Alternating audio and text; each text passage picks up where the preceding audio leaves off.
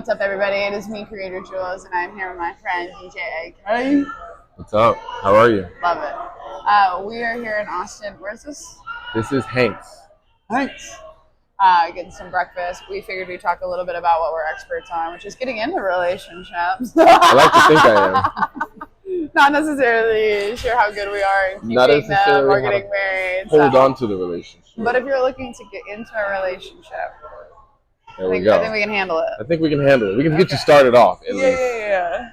Okay, so out of curiosity, what do you think? So we both talked about courting, right? Okay. So what do you think courting should look like? Or actually, what do you think the first step to getting into a relationship looks like? I think the first step to getting into a relationship is understanding what you need out of a relationship and where you're at in your life. I think that's the most important thing, because you cannot cultivate a relationship, you cannot be a partner to someone in the future if you don't know where you're at. And I would say that it has more to do with having an understanding of who you are as like a whole person, like how you are in certain seasons. Mm-hmm. Because like at the end of the day, it doesn't really matter like how busy you are, how not busy you are, because like you're gonna go through life and like life is gonna throw curveballs at you, and mostly it's about being able to like know yourself and like be in a place where you're like, oh, like I love myself, I'm good with myself, like I don't mind like having more people around me and like growing, because like it's not just about that one person, it's like all people, right? Do you have like a close knit of like group of friends? Do you have a support system? Like I've seen so many people get in relationships where it's like that person is their only person. Mm-hmm. And so when that relationship doesn't work out, they just don't have anybody. Mm-hmm. So let me ask you this. Do you feel like you as a person at that moment dictates the type of person that you want to start a relationship to? Because like as we grow, we change into we change. So like say for instance, if you're really busy right now, do you need to find someone who also is equally busy, or would you want to find somebody who's like not as busy so they can spend more time with you? Like how do you feel like that portion goes into starting a relationship? So with my method, it's more so like, okay, I love myself, I'm doing the things that I want to do. If I'm busy, then most likely I'll run into the person while I'm busy. Like, okay. Just doing the things that I would normally do. Gotcha. So like starting a relationship with someone in like industry. It doesn't have to be the same industry. Like, what if I'm going to karaoke on Thursday night with my friends? Well, just like, I guess like what's the word? Like interests. So like if it's the industry that you work in, like interest. If it's the like karaoke that you like. If I play pickleball, like most likely you're gonna meet somebody doing the things that you do most, and that will allow y'all to spend more time together. I don't know about allowing us to spend more time together. I think that's taking it a little step further, but I do think that it communicates, oh, like we both are here at the same place, the same time. And like, I think that's astronomical just in itself, because like there's millions and billions of humans on this earth. And for you to be in the same place at the same time as the person that you end up in a relationship with, like, I think that's really special. Yeah. So yeah. I think one of the keys to like starting, as far as like most people, when you meet somebody, majority of people meet people in places that they frequent. So like a lot of relationships are started at work. A lot of relationships are started at hobbies. Like oh, we met through mutual friends because you're hanging out with your friends and stuff like that. Now we have like the online dating situations, which allow people to kind of like circumvent we met in a mutual space. So like I met this person, they have these interests, I have these interests, we're gonna mesh together. How do you feel that goes into creating a relationship that's long lasting? Because you're not necessarily doing things, you don't necessarily start off as doing things where y'all are doing things together or like doing things mutually. So now you have to kind of like merge together. Yeah. Also, every time you hit the table, it moves the camera. Okay. Got it. We're on shaky ground over here. So talking about getting into the relationship, right? I think there is something to be said for the classic way of dating. Like parents used to pair you up. Thank you. I have a question. Awesome. Do you have a cute cup I could put this in? Yeah. All right. Were you guys ready to order? Yes. I think so. Yeah. Yeah. I'm gonna do the avocado toast. Okay, what do you want for the side? Fudge. So you can pick. Where are they? They're all over here. Sweet So potato French- fries are always a good option. Yeah, they're I'm so not a big fan of sweet potato fries. That's a red flag. I'm usually a fry girl. The arugula salad, it looks pretty good. You go. I'm gonna pick. Y'all aren't serving breakfast right now, are you? No. Okay, cool. Just on the weekends we do brunch. That makes sense. I think I knew that. I'm gonna do the salmon. We're out of the season. Man, now that makes me have to make a hard decision. Okay. No, it's all good. I've decided I'm gonna do the arugula salad. Okay, for the side. Yeah. Okay. She made a decision. I still don't have one. I guess I'm gonna do the avocado toast then. Can I get 2 poached eggs? Yeah. And then can I do no feta? Yes. And then I'll do sweet potato fries from my side with extra ketchup. Thank you so much. What was your name again? Sheridan. Sheridan. Thank you so much. Thank you, Sheridan. Okay. So, do you remember what your question was? Yes. So with dating online, Okay. Yeah, that's right. We were on online dating. with dating online, this is kind of like my take on it. I call it meeting people in the wild. I like to meet people in the wild because there's no expectation. You just met them. You don't know if this person is going to be your future lifelong partner or if this person is going to be just a friend that you made, if this person is going to be the wife of a friend of your friend. Like, hey, like I met you. You seem great for someone else. Like, Yeah, there's a story to be told. Exactly. With dating online, and this is the reason that I haven't done it for the past 4 years, is that the intention is already expedited, like we were talking about. Everybody already has an expectation of like what you're gonna be and what you want to be and what you're gonna be to me and what I need to be to you, and you don't get a chance to truly feel and understand: is this somebody that I even want to spend more time with? We swiped through people and we're like, oh, this person looks good. They seem like they have a good resume on paper. Do I actually enjoy talking to them? Because when I meet somebody at the bar, or when I meet somebody out at the grocery store, which I love meeting people at the grocery store, like you have a genuine conversation or you can connect on some mutual thing. And then you can decide, do I actually even like my first interaction with this person? You know, like when we watched Black Mirror yesterday, that they set them up with a person, they go I'm on just going to reference, we were watching Hank the DJ from Black Mirror. one of the best episodes. Yes, If which you we haven't both seen agree it. on. Yeah, if you haven't seen it, it's one of my top Black Mirror episodes, so you should watch it. But in this episode, like, they give an opportunity to date around and see different people and see who they mesh, and they end up coming back to each other. And I feel like that's, like, it's indicative of how online dating is now, but, like, the idea of meeting a person, seeing if you have a genuine connection, and then, like, wanting to hang out with them, whether they be a person of interest in a dating world or just someone you enjoy spending time with. Like, I think dating online has lost that organic feel to dating, you know? And so my question is, sorry, I You knew. I was like, actually, I never my asked the question is, do you feel like online dating robs people of that initial, like, the way that we get to know a person? Oh, 100%. Yeah. It definitely does. Because here's the thing. This is the thing that I think is the lost art of dating. Mm-hmm. Is that it used to be this really beautiful thing where communities would like kind of help each other, you know?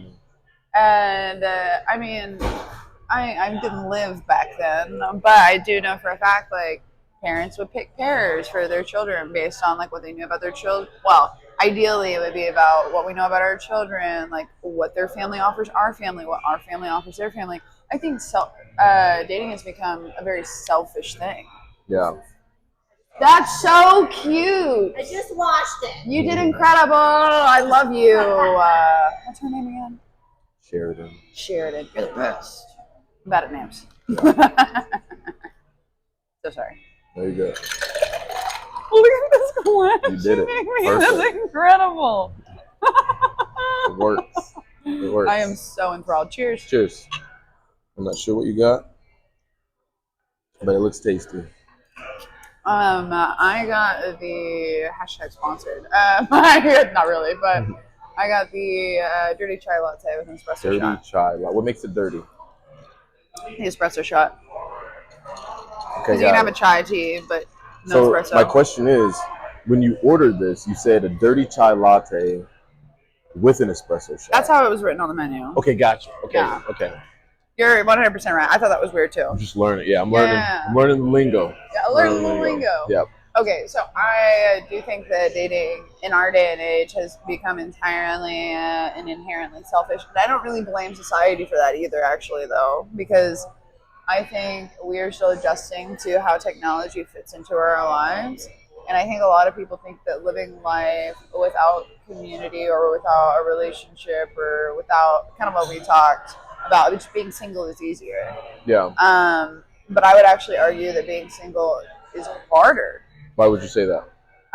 Because you have to do everything on your own. We live in such a individualistic, capitalistic society. Like if you go to Spain, if you go to India, if you go to these countries that are maybe just a little like underdeveloped technology-wise, they live within miles of their families, if not in the family home, until they get married and are expected to go out and start their own families. Gotcha. You know, and even then, they still don't move that far from their families. Yeah. And why do you think that is? Do you think they're happier? I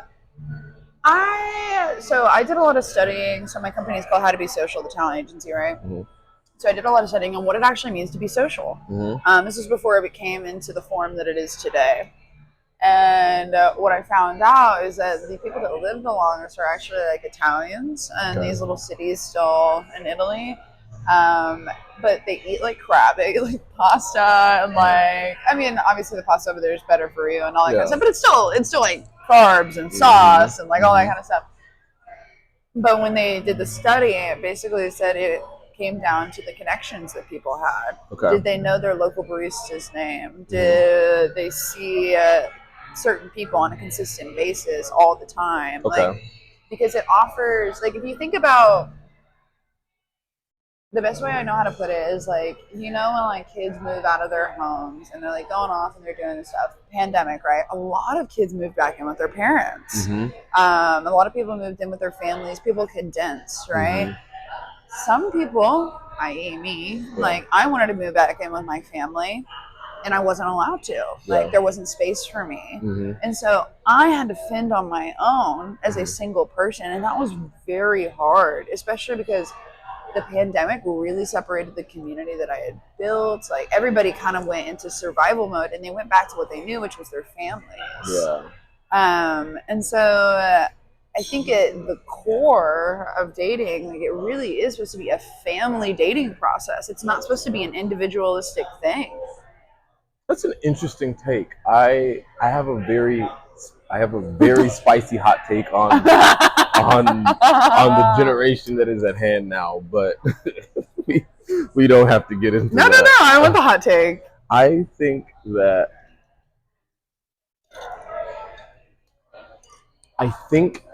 that where we're at now is we have a lot of young people who I don't want to use this word, but like they're just not as hardworking as they used to. Oh my God, you sound like such a boomer. I know, I do, and I hate to say that, but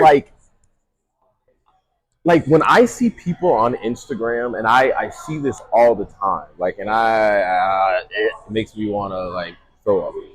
Someone's like, oh hey, like I'm looking for mutual help, or like I have a friend who's looking for mutual help. I'm like, what is mutual help? And they're like, oh, they're going through a rough time and they like can't pay their rent. And I'm like, okay. So I started asking the questions. This is what I do. I started asking the hard questions. I'm like very wondering where this is going. I started asking the hard questions. So I'm like, is this person employed? Okay, usually not. And you're like, oh, well, what do they do? Oh, they do this or they do that. And you're like, okay, has this person tried to just like get out and like get a 9 to 5 to put like money in their pocket? Because that's kind of how the world works. Yeah. And usually the answer is no. And then at that moment, I don't have any sympathy for them at all, because I'm like, sometimes you just got to go do the hard thing and make the hard decision, and life sucks and it's tough and you got to suck it out. Like there's no like there was never a moment in my life where I was like, you know what, like this shit's kind of tough. I want to go back home and like start over. I just never had that luxury. And like I feel you. I feel the exact same way. And I'm not shitting on anybody who has had to do it. I'm really not. Like, honestly, I'm jealous of you. The fact that y'all have a family that you can go back to. Exactly. Like I just like it happens, but like I think that we have a culture now where it's like, well, you should help me. You should help me, and you're like, but why? Why should I help you? And I'm not, and I'm also, because I'm not one of those people who's like, because we live on this planet together as a single organism. I mean, if one part of the if your arm is broken, you're gonna go to the hospital to get it fixed, right? You're not gonna try to fix it yourself. If I could, I would. If I could, I would. I like that's the thing. Is you like need help. People need help. Yes, sure, people do need help, but the amount of help that people end up needing varies, because what happens is when you have like, okay, you've heard the age-old saying, "Give a man a fish, he eats for a day. Teach a man to fish, he eats for a lifetime." Exactly. Like it's as simple as that. When you start, and again, like there are people out there who need help. Like I am not saying that there aren't, but I feel like what happens is that people buy into that and then they use that as a crutch. Like when you have people who are like, yeah, I can just stay on unemployment because I make more on unemployment than going out and looking for a job. Like you're like, okay, all right, that perpetuates a lazy society. Like it just does. And like, you know, I disagree with you, and you want to know why? Please tell me. I think it is a level of education. Okay. I don't think that people. I think if people had the option to do better, they would do better. You would think that, right? But you have to remember that mental illness is a part and a factor in this as well. Correct. So even if I'm super depressed, right, which I have been in those parts of my life, and you put a plate of food in front of me and it's free, I am depressed, and I'm like, I haven't eaten maybe in 24 hours, but I look at that and I actually want to throw up. Yeah. It doesn't matter if you give me the resource. Yeah. I'm about to come out with another hot take, and Let's go, Boomer. Baby, I will preface this by saying, like, mental illness is very real. Yeah. 100%. Some people's mental illness is crippling, and it keeps them down, and it keeps them from doing certain things. And sometimes my response to that is, tough shit. We all got to figure it out. Like, you got to get up and sometimes, like, you don't get the luxury of being depressed where you're like, hey, I can't go to work today, because you got to put food on your face. And I will say this because single mothers are some of the strongest women that I have ever met in my life. I grew up with a single mom. Same. Like, I could not tell you one time that I ever saw my mom not go to work because she felt depressed or she was tired or X, Y, and Z. And I know she was. Because when I turned 21 and I went home to my mom, and her and my stepdad were arguing about something, and I literally turned to my mom and I said, you shouldn't talk to him like that. That man bends over backwards for you. And I saw the anger in her face, because she wasn't angry at him. She was angry at herself for feeling that way. And I looked at her. You know what I did? I walked over to her and I put my arms around her and I just hugged her. Yeah. And she just started bawling. And that's when you realize, like, yes, like, people are struggling. They really, really are. But, like, some people just don't have the luxury of letting that struggle take them down. Like, one of my really good friends. Careful when you hit your mic. I saw. One of my really good friends, like, struggles from depression and anxiety. And this motherfucker gets up and goes to work every goddamn day.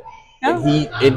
And like he is living a life, and it's hard. It's hard, and I get that. Like I am fortunate that like I don't struggle with depression or anxiety or like any mental illness that keeps me struggling, keeps me down like that. So I get it. I am not like everybody's struggle is different, but I do feel like the society that we live in now, like people overplay the idea of like I'm depressed and I'm sad and it makes me not be able to go to work and this, that, or the other thing. Because I know people like when you have a kid and you have someone that relies on you, you just don't have that luxury. You're like, I cannot be down because I have to put food on my table. You've for my talked a long child. time now. I'm gonna start talking. Fair Love you.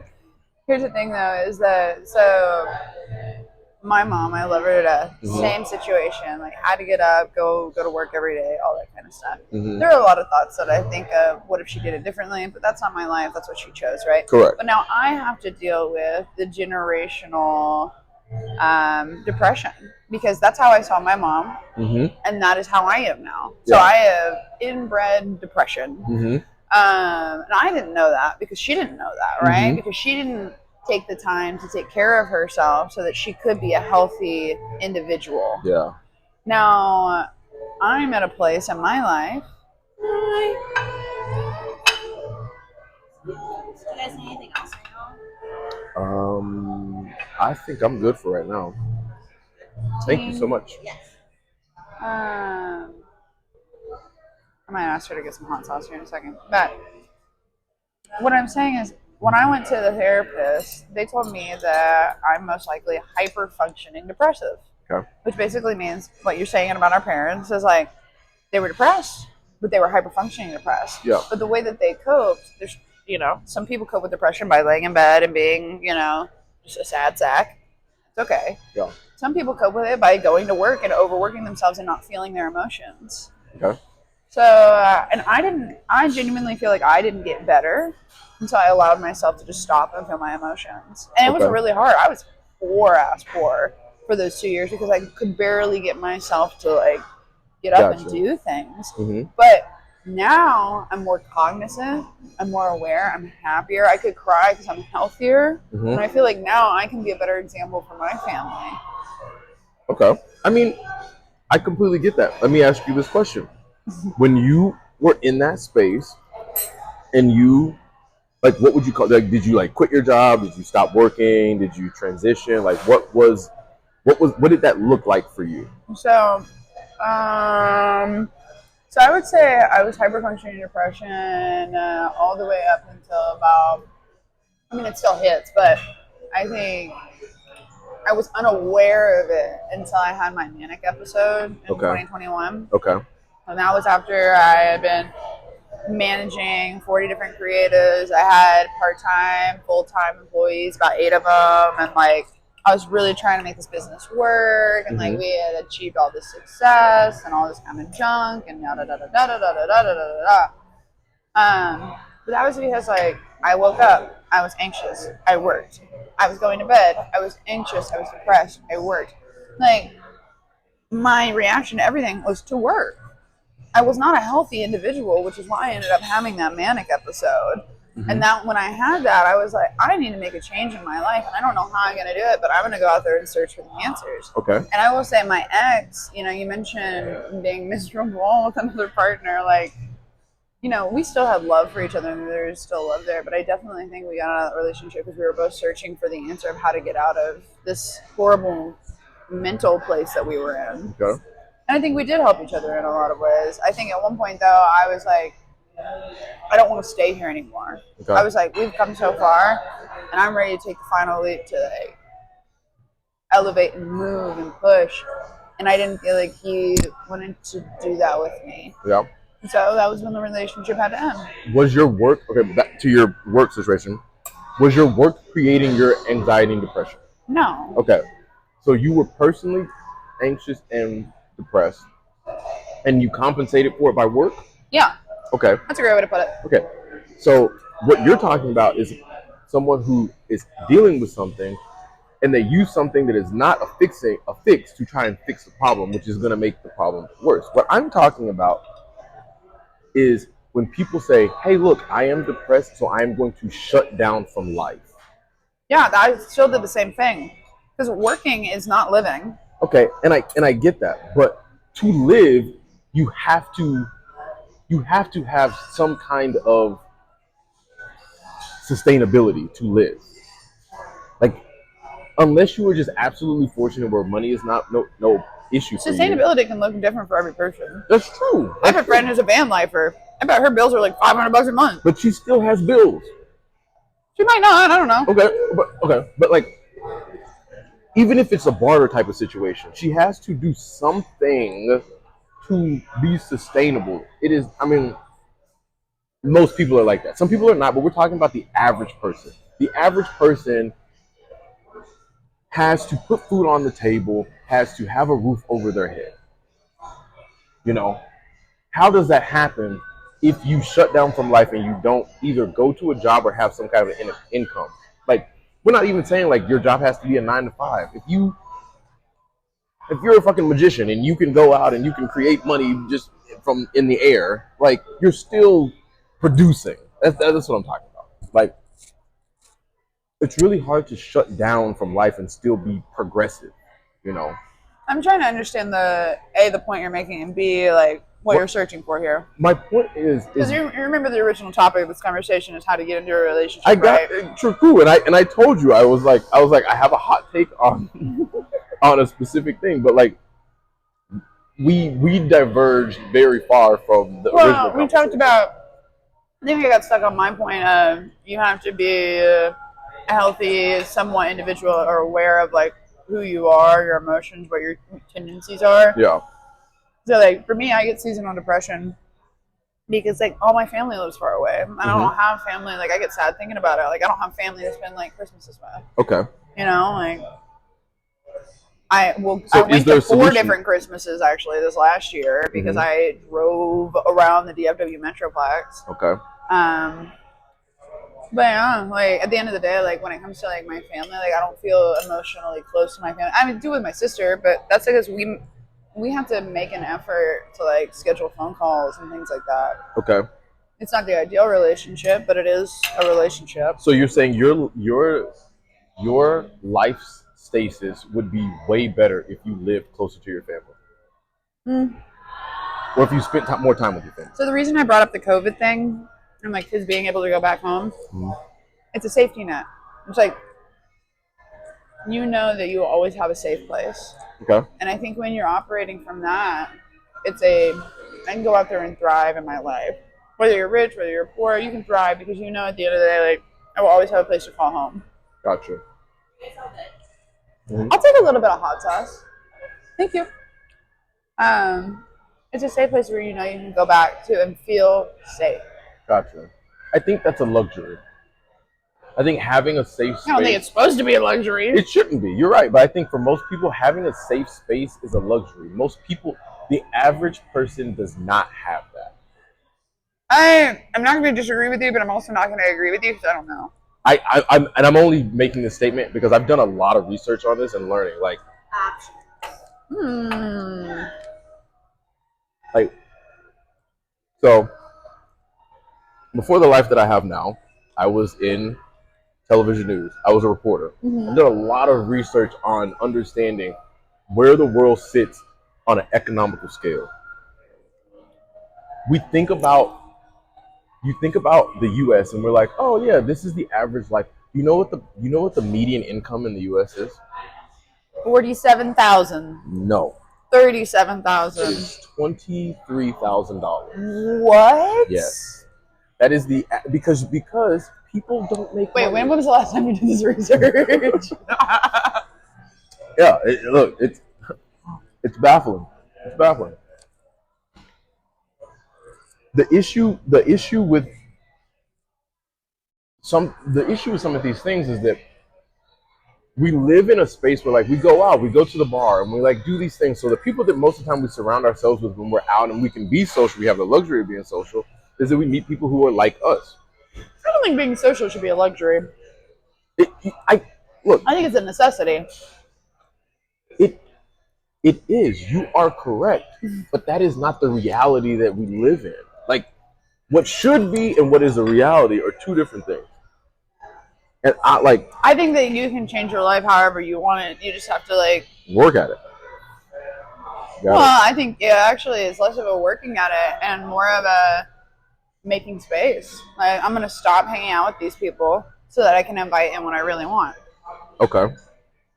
I mean, okay. Here we go. 37. 37,000 is the Damn, I was income. right the first time. No, you said 40. I said 37. You said 40. We have video. Down. We'll go back. We'll go check it out. We'll go back. Yeah. I was like, 47 seems high. Yeah. 37. 37 is what the average person household is making. And what that means is that there are a lot of people out there making less than that. So the luxury of being able to like be out, like some people work 3 and 4 jobs. They get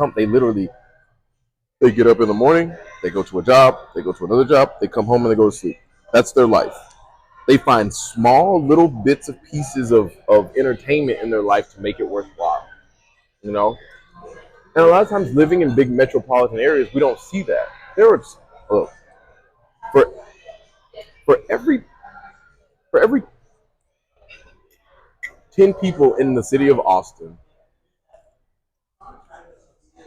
there are 100 people in small rural towns around Texas who literally have probably never been on a plane, who have never traveled outside a 200-mile radius from their home. Okay, Mr. Philosopher. What's the point you're trying to make here? My point is, everything that you're mentioning, yes, it should not be a luxury, like you said. It should not be a luxury. A necessity. A necessity. But it's not necessarily something that is attainable for a lot of people. So that, like, my thought is like, you got to do with what you got. I disagree. I hate that you said that. That actually made me angry on the inside. That's fair. That's fair.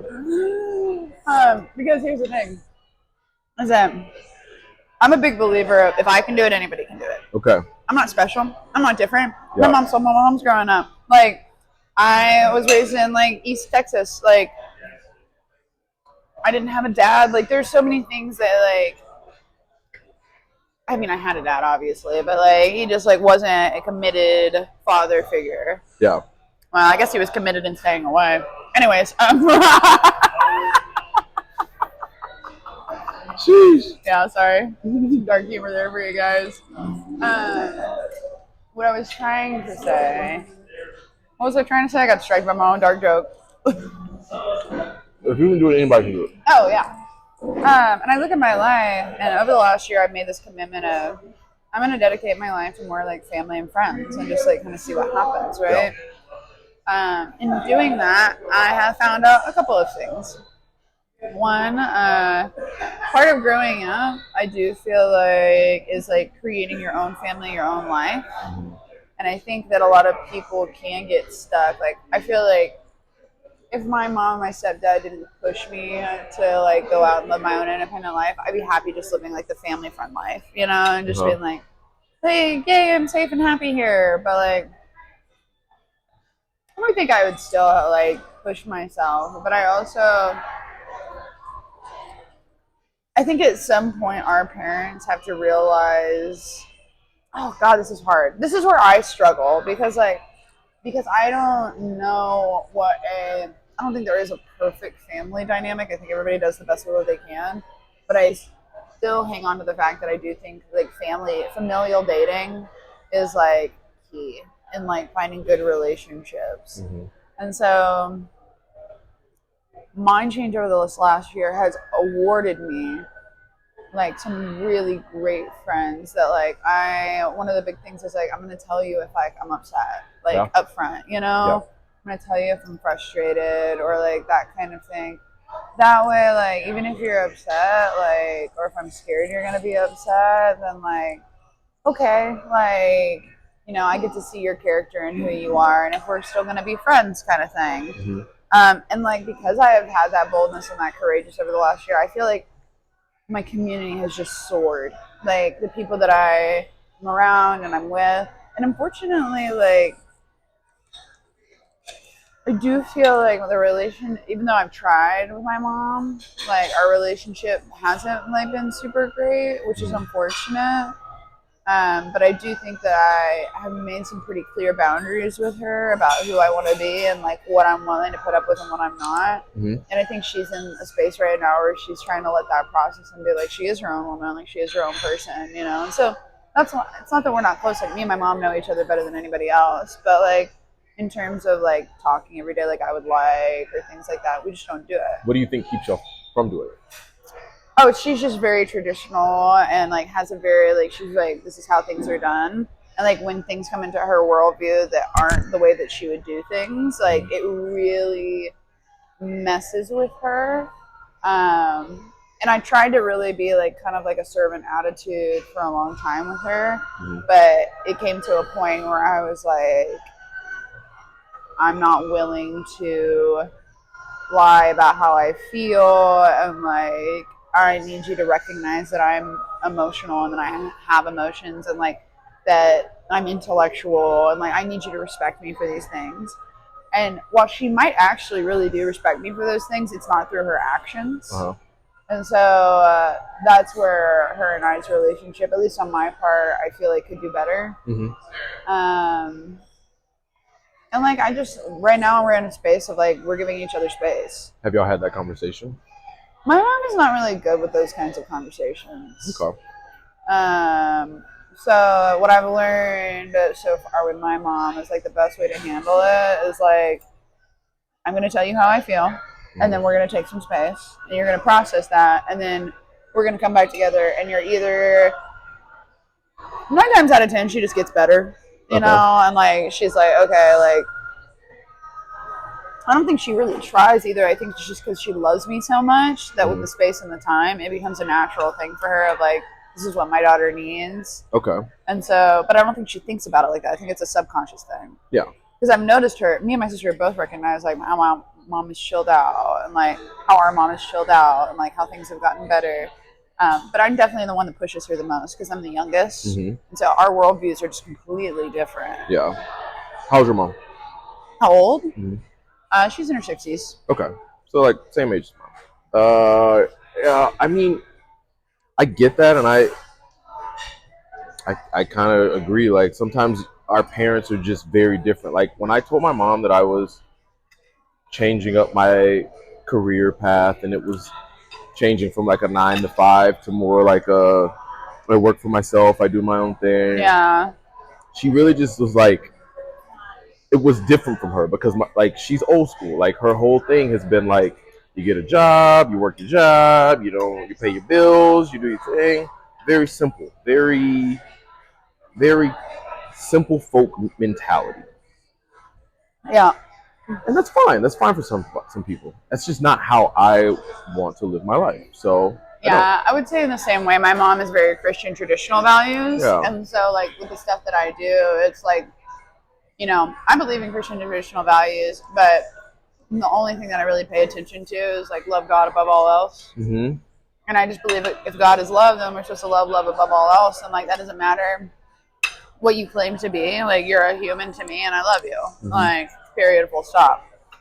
But my family kind of gets hung up on the legalities of it. Like, are you gay? Are you this? Are you that? And I'm like, I don't care about that stuff. Yeah. I care about you as a person. Yeah. No, I get that. Like, strong religious views and values go into a whole nother level of life living. Yeah.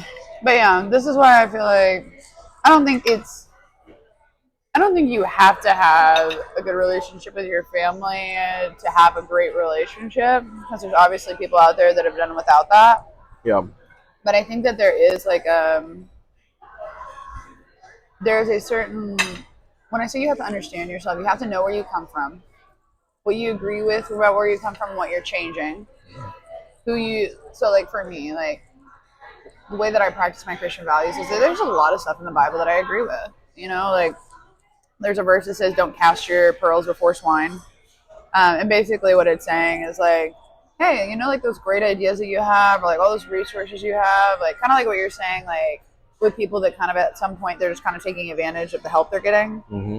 It's like, don't keep giving that to that person if they're just going to act like a pig, if they're going to be greedy about it. They want more, more, more, more, more. Yeah. Or they don't know how to respect the pearls. Like a pig doesn't care for pearls. Yeah. You're just telling the wrong person. Mm-hmm. And so there's that. There's like Mary pondered some things in her heart. Like it just means like instead of saying everything like you just hold some things in your heart. Yeah. No, I get that. Like when you think about society and you think about people, like people are inherently selfish. And that's not necessarily a good or bad thing. It's like I have to take care of myself. Mm-hmm. So my needs come before all. Back to what we were talking about, like the start of a good relationship, mm-hmm. understanding where you're at and where your headspace is. Do you have the bandwidth to be able to open yourself up to share? Share your heart, share your time, share your space, all those things. I think that's pretty obvious by the people that you keep around you. So, like, if all your friends are single and partying and, like, doing all the crazy stuff, and, like, those are the people you hang out the majority of your time with, mm-hmm. probably not in a place to be in a relationship. Because your world is just a reflection of your mind. So, like, but if all the people you're hanging around with are, like, married couples or people in serious relationships, and, like, those are the people that you're hanging around with, most likely, like, that's where your headspace is at. Yeah. I mean, a lot of people, like, they, like, transition to where, like, you hear this as people get older, they're like, you end up gravitating to people who are in like kind. Like, if you have a kid, you're going to hang around more people who have kids, because that's just kind of how it works, I mean, I have a lot of friends who are in relationships. I'm usually the single person that hangs out with all my friends, and I don't ever feel any type of way about it. And I don't think my friends exclude me when they do couple stuff, because they know that I'm good with it. I don't sit around. But then you have certain people who are like, they're a little bit more uncomfortable in a setting when they're the third wheel or the fifth wheel or like whatever. Yeah. And, you can tell. So like, but I do agree that like when you hang out with people who are in similar space, you're going to start gravitating to like whatever it is they're doing. So if you're a person in a relationship and you hang out, you make those choices to be in those. Correct. So you're choosing to gravitate towards that.